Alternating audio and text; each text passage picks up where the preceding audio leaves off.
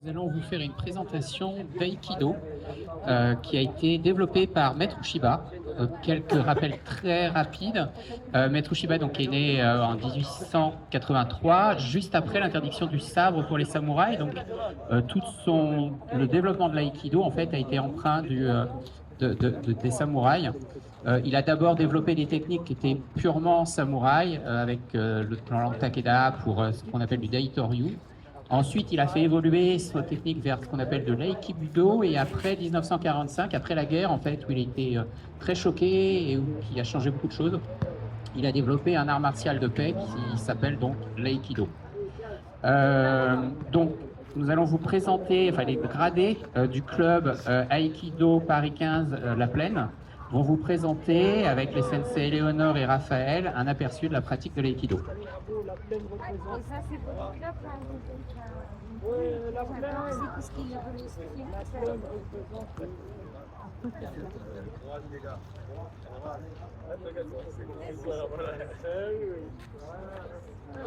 En aïkido, vous verrez, le fait d'être à genoux est très présent. Il y a des techniques à genoux. C'est dû au fait que dans le Japon, avant et même encore, on est en saïsa pour manger, pour être ensemble. Et du coup, l'aïkido a développé ces techniques-là, comme ça vient, comme on a dit, plus ou moins des samouraïs. Et au début, les samouraïs devaient pouvoir faire des techniques à genoux s'ils étaient attaqués à genoux. On voit que c'est des techniques qui demandent énormément de tonicité dans les jambes. En effet, c'est beaucoup plus compliqué de se déplacer en étant à genoux qu'en étant debout.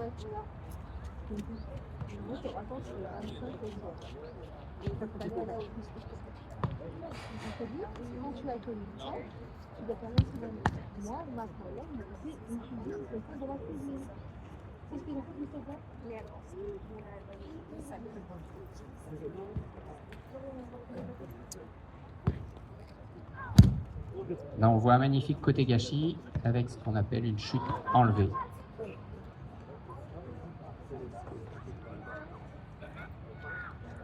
Il y a également des techniques où l'un est à genoux et l'autre est debout.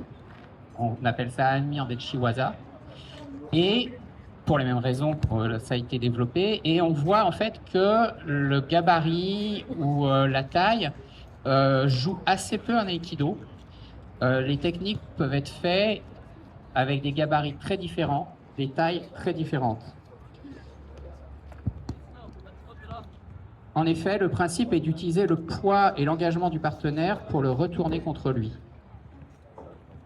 Oriane et Baptiste, qu'on voit, sont nos shodan de l'année. Ils viennent d'obtenir leur ceinture noire. Ils sont issus de la section jeune du club, qui compte une quarantaine de pratiquants de 6 à 17 ans.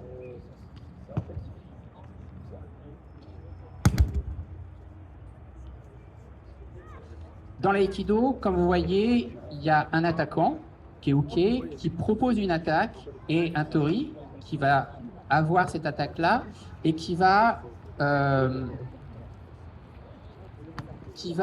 chaque fois gagner, en fait. Maître Ueshiba disait le combat est fini dès l'attaque. Cette attaque et cette réponse la réponse pourrait être très violente, pourrait être un coup en retour, mais comme je vous l'ai dit, Maître Ueshiba a fait évoluer sa technique vers des techniques beaucoup plus apaisées.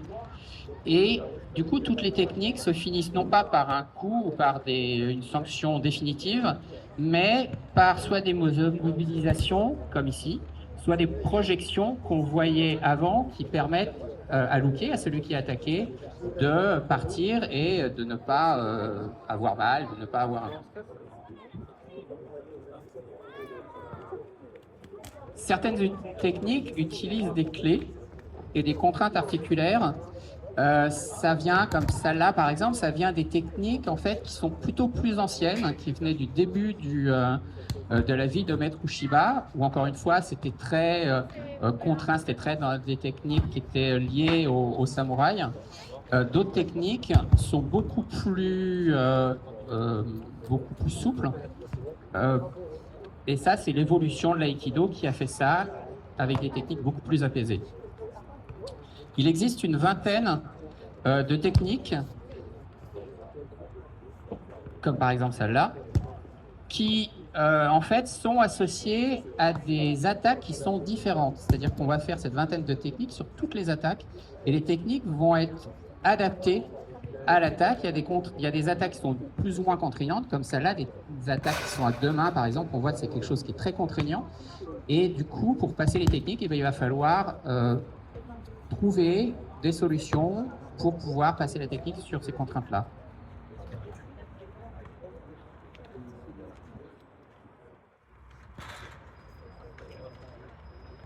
On voit également des techniques qui sont de dos, qui sont encore des contraintes plus fortes et qui nécessitent, comme pour toutes les techniques, qui nécessitent en fait à l'attaquer, au tori, d'être toujours en avance sur l'attaque. Le tori voit la technique et part tout de suite pour que l'attaquant, pour être en avance sur l'attaquant. Cette avance peut être plus ou moins importante. Quand l'avance est très importante, la technique est très directe. Quand l'avance est moins importante, quand il y a un petit temps de décalage, en fait, l'attaqué, le tori, va être obligé de faire des techniques beaucoup plus longues et de faire des techniques plus évoluées pour pouvoir contraindre son adversaire, son partenaire.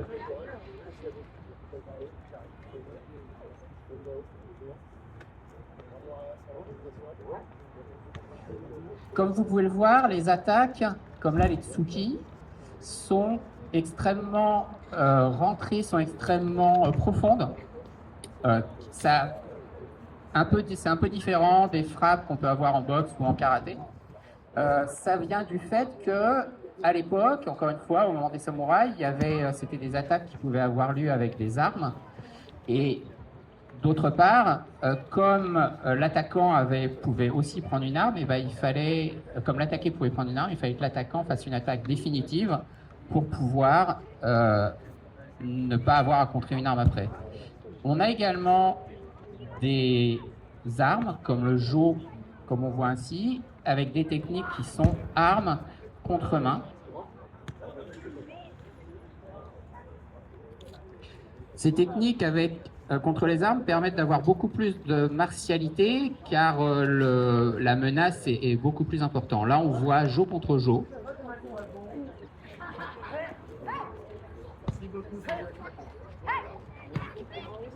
Les techniques des armes, on verra aussi tout à l'heure avec le bokken, les techniques des armes est quelque chose qui fait partie intégrante de l'aïkido, qui développe, comme je disais, la martialité et qui permet de comprendre aussi les techniques à main nue.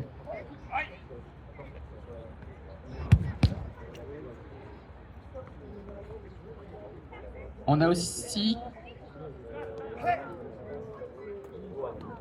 Donc on retrouve en fait les mêmes techniques, les mêmes noms, kotegashi, shihonage, etc. Les mêmes techniques à main nue. On les retrouve main nue contre jo ou contre sabre, contre tento, comme on va voir juste après. Tento étant un couteau.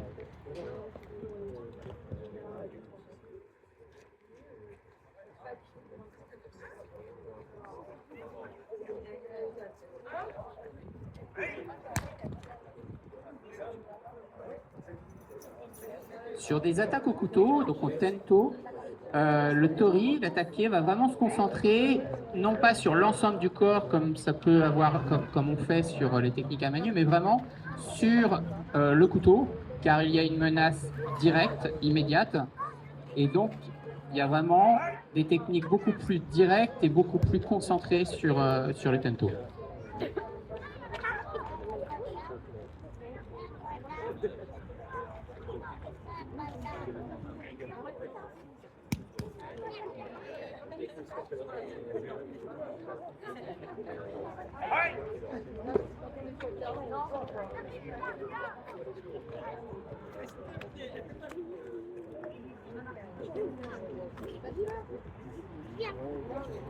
Il en est de même pour des techniques contre le sabre. De la même manière, on a toujours ces mêmes mêmes techniques, mais qui vont être faites. Avant, c'était à main nue contre main nue, avec différentes attaques. Là, ça va être fait contre un sabre.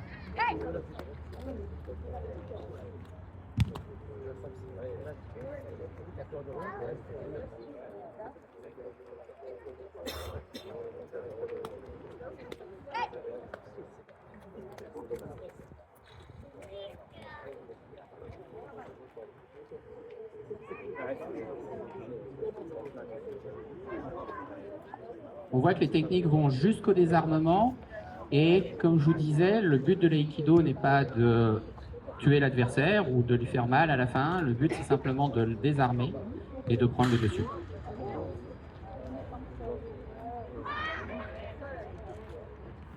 L'aïkido est directement inspiré du kenjutsu, qui est l'art du sabre, que Maître Ueshiba pratiquait.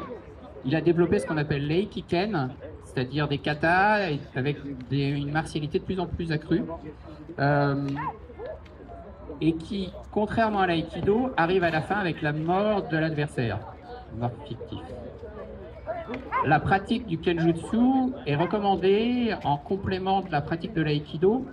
Les gradés du club la pratiquent régulièrement et elle permet de bien comprendre les fondements de l'aïkido.